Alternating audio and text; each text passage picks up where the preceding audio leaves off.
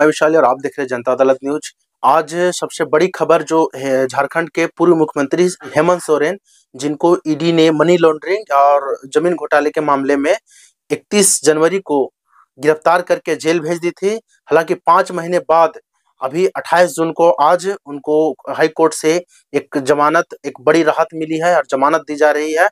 हालांकि इनका जो फैसला था कोर्ट में 13 तारीख को ही हो गया था और 13 तारीख को ही कोर्ट में फैसला हो गया और उस फैसला को सुरक्षित रख लिया गया था। तो हम लोग जानते हैं, आज हम लोग जानेंगे कि क्या था पूरा मामला और जो हेमंत सोरेन के द्वारा कोर्ट में क्या पेशकश रखी गई और उनके वकील द्वारा, जो हेमंत सोरेन के वकील जो थे कपिल सिब्बल, उनके द्वारा क्या पेशकश रखी गई और साथ ही ईडी के द्वारा क्या बोला गया कोर्ट में, जिनके बाद हेमंत सोरेन को एक बड़ी राहत मिली और उनको जमानत मिल रही है आज।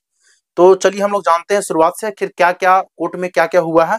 तो सबसे पहले हम लोग जानते हैं कि अदालत ने 13 जून को सुनवाई करने के बाद फैसला को सुरक्षित रख लिया गया। जस्टिस आर्य मुखोपाध्याय की अदालत ने शुक्रवार को उन्हें जमानत प्रदान कर दी है। सुनवाई के दौरान ईडी की ओर से कहा गया था कि हेमंत सोरेन ने अनधिकृत रूप से यह जमीन बड़गाई अंचल के 8.86 एकड़ जमीन पर कब्जा किया है। यह पीएमएलए एक्ट में निहित प्रावधानों के तहत मनी लॉन्ड्रिंग है। ईडी ने कहा था कि हेमंत सोरेन प्रभावशाली व्यक्ति हैं, जमानत मिलने पर जांच को बाधित करने का प्रयास कर सकते हैं, उन्हें जमानत की सुविधा नहीं दी जाए। यह ईडी के द्वारा कोर्ट में पेशकश कही गई थी हेमंत सोरेन के लिए कि हेमंत सोरेन को जमानत नहीं दी जाए, यह प्रभावशाली व्यक्ति हैं और यह जांच को बाधित करने का कोशिश करेंगे, तो इनको जमानत नहीं दी जाए, यह ईडी के द्वारा कहा गया था।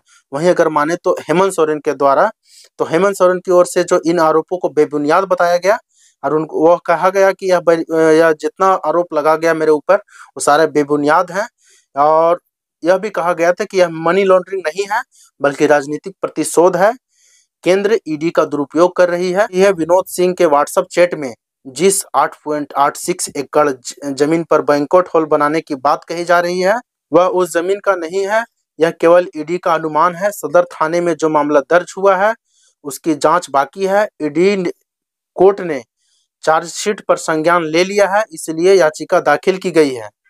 वहीं अगर माने हेमंत सोरेन को, जैसा कि पता है हम लोग को, हेमंत सोरेन 5 महीने से जेल में थे और 5 महीने से जेल में थे। इन्हीं बीच उन्हें एक कार्यक्रम में जाने के लिए कुछ दिनों के लिए जमानत भी दी गई थी और इसके बाद फिर वह जेल चले गए थे। हालांकि हाई कोर्ट ने अब उन्हें बड़ी राहत देते हुए जमानत दे दी है। हेमंत सोरेन की गिरफ्तारी जमीन घोटाले से जुड़े मनी लॉन्ड्रिंग मामले में हुई थी।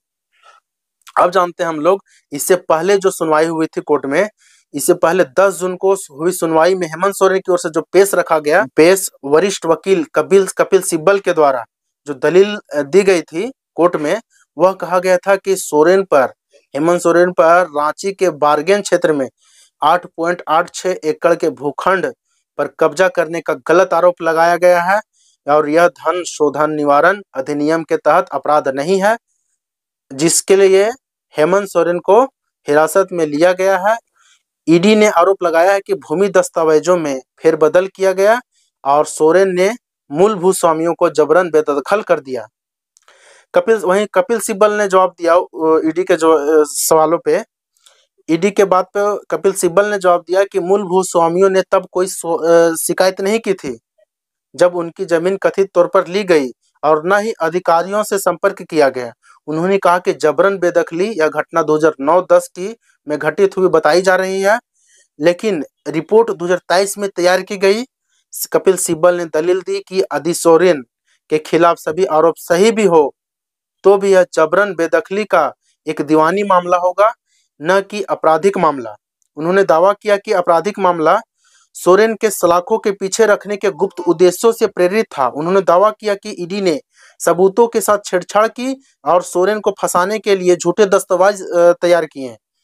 मूल भूस्वामी राजकुमार पहन ने पहले ही भूमि को अपने नाम पर बहाल करने के लिए आवेदन कर दिया है, जिस पर कार्रवाई की जा रही है।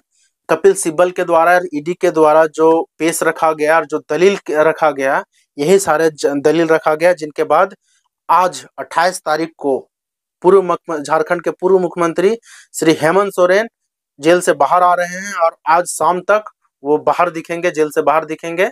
धन्यवाद।